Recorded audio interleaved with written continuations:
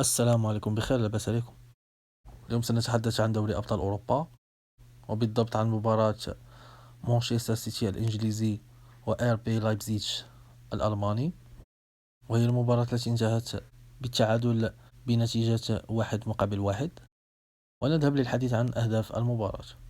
سيطرت مانشستر سيتي في الشوط الأول، وترجم رياض هذه السيطرة بهدف في الدقيقة 27 بتمريرة من جاك جريليتش موه فيها غوندوغان المدافع، ومرت إلى رياض الذي أسكنها الشباك. وانتهى الشوط الأول ب1-0 بتفوق السيتيزن. في الشوط الثاني ومنذ الدقيقة الأولى إلى الدقيقة الأخيرة سيطر فريق لايبزيج على أجواء المباراة بالطول والعرض، وكاد أن يسجل أكثر من هدف تيمو فيرنر وأندري سيلفا. ومن المعروف على أن هذين اللاعبين يضيعون الكثير من الكرات قبل أن يسجلوا الأهداف. أضاعوا أكثر من كرة وأكثر من محاولة أمام المرمى.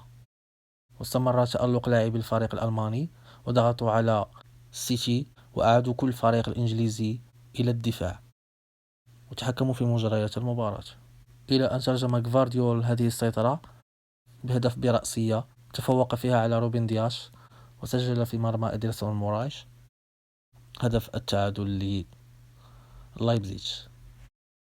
وأثر غياب دي بروين على مانشستر سيتي البلجيكي الرائع والمايسترو الفريق. وفي المقابل أثر غياب نكونكو الذي دخل في الدقائق الأخيرة للمباراة، الذي عاد من إصابة حدثت له في بعثة المنتخب الفرنسي، ما جعل المباراة تحتاج لهذين اللاعبين.